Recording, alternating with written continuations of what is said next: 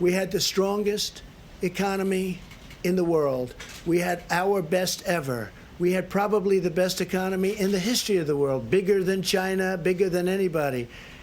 And one day we have to say, close it up, stop. Everybody go home. And you know what? It's pretty tough to do that. President Trump reacting to the impact the coronavirus is having on the U.S. economy. 701,000 jobs were lost and unemployment surged to 4.4% in the month of March. But as the administration ramps up relief efforts, will it be enough for an economic rebound? Let's ask Labor Secretary Eugene Scalia, who joins us live now. Sir, thank you so much for taking the time to talk to us and to talk to the American public. We appreciate it. My pleasure. What's your message to the many of Americans who are struggling out there right now and don't know what to do? Well, let me start with what the president was saying in the clip you just ran. We did put out job numbers yesterday and on Thursday, which were distressing, high unemployment filings. Just a month ago, we put out a very strong report, which was similar to reports we'd been putting out for a couple of years. As the president said, we just had a robust, booming economy, but we've had to take these public health measures. So there's a silver lining there, which is that we start from a very strong foundation. We have policies in place that have been working for our economy. And what we need now is really tight discipline in adhering to the public health measures so we can beat this virus and get back to work quickly. I think we have the ability to do that. Mr. Secretary, what's your message to small businesses? Because they're reaching out to get these loans. There's been some confusion. There's optimism that it will ultimately be helpful. Some of the bigger banks have been slow, and they're not yet online. What do you see? Set expectations for people that are looking for help right now. Yeah, another silver lining in what we're seeing right now is how quickly the president and the government have responded, including this very large relief bill the president signed a week ago Friday. And that did include $350 billion in relief, not just for small business, but for their employees. About half of our workers in this country work for small businesses. This is $350 billion that are loans available to small businesses to tide them through what we're dealing with right now and to keep their employees on payroll. And if they keep them on payroll, these loans are largely forgivable. So I think that's a really valuable lifeline. I believe about $3 billion in loans were processed yesterday. Banks were coming online and making them available in the course of the day. It's a promising program, as well as the other relief in that legislation, including cash payments to taxpayers.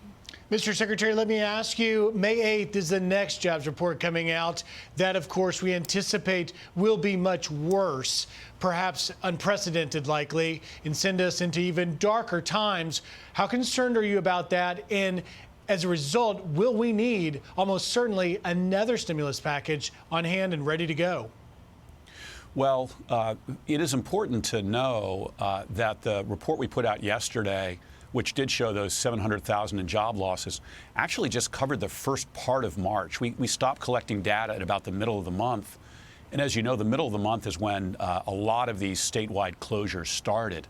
The next report in May, yeah, it'll pick up the first couple of weeks of April as well as the end of March, and we'll see higher losses. This is different than any economic downturn we've ever had in American history because it's purposeful. We are doing this on purpose to combat the virus, but it's also temporary, and that's good news. It's purposeful, it's temporary. The more disciplined we are now, the quicker we can spring back and get people back to work. But we know there's going to be another difficult job report, but more importantly, we know that a lot of Americans are struggling right now. You mentioned it being temporary. We don't know how long this is going to go on. We don't know at what point our economy is going to be able to bounce back and people are going to get back to their jobs. But I'm wondering how much hope you have that our economy will be able to bounce back quickly once this is said and done. I do have hope in that because of how strong the economy was just weeks ago, because what we're experiencing was not at the outset an economic problem. It was a health emergency that has required these just extraordinary measures, but they are by design temporary. They have to be short term, really, for our national well-being. And we've seen Congress, the president, acting quickly to provide relief. But I emphasize again how important it is to be disciplined on the health measures that are being urged as well. Mr. Secretary, as someone who's involved with the task force, not formally, but you're around it, you're in these discussions, the healthcare side is dominated. Ultimately, the economic prospects in the future are going to really start to hit people. Where are you going to fall down when it comes to national guidelines for health that have impact on our economic environment, or should states and local municipalities, as we draw out of this, start to make their own decisions? What's best for our economic health? I think that in the short term, our economic health depends on taking these public health measures very seriously with respect to the virus. But I think we all recognize at the same time we can't look just at the health side.